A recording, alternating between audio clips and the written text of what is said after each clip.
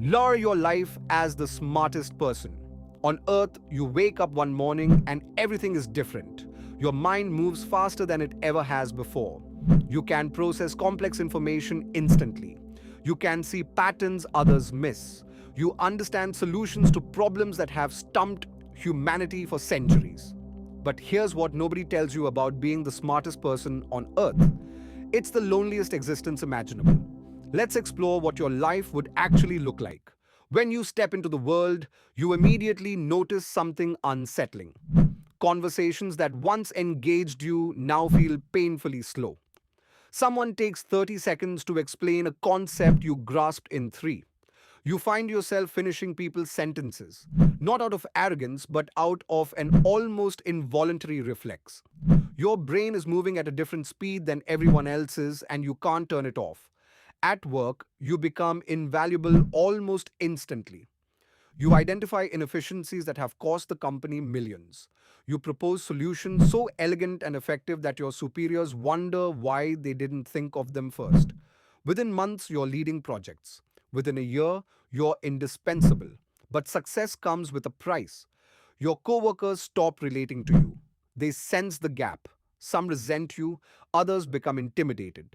Friendships that once felt natural now feel forced. You try to dumb things down in conversation, but it feels dishonest. You try to show genuine interest in their perspectives, but your mind is already 10 steps ahead, already knowing how their logic will unfold. The isolation creeps in slowly, then all at once. Your romantic relationships become complicated in ways you never anticipated. You need intellectual stimulation, but finding a partner whose mind operates at your level is nearly impossible.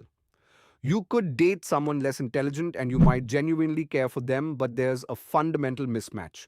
You can't truly be yourself. You can't have those late night conversations where both people are discovering something new together. Instead, you're always the teacher, you're always the one who understands first. You realize that intelligence without shared understanding is a form of alienation. But here's where it gets darker. With supreme intelligence comes the burden of seeing too much. You understand the flaws in systems everyone else accepts. You see the logical inconsistencies in ideologies people are passionate about. You understand the probable futures humanity is heading toward, and many of them are grim. You see the suffering that's coming. You understand why it's coming.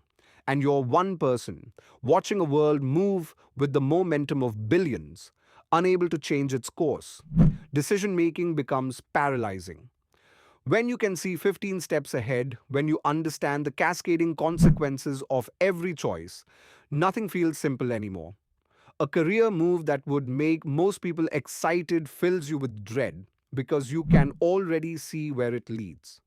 A relationship that feels promising reveals its inevitable fractures before you've even begun. You must choose. Do you use your intelligence to accumulate power and wealth? Do you dedicate yourself to solving humanity's greatest problems? Knowing you'll likely fail because the systems are too entrenched, do you retreat into academia where you can at least have conversations with other brilliant minds?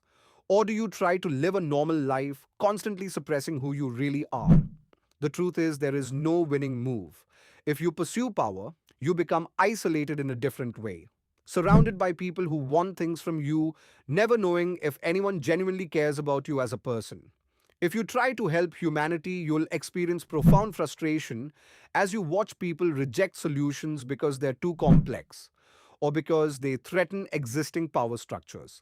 If you hide in academia, you're still hiding. And if you try to live normally, you're living a lie every single day. Your intelligence becomes a prison of your own perception. You can see the bars, but you can't escape them because the bars exist in your own mind.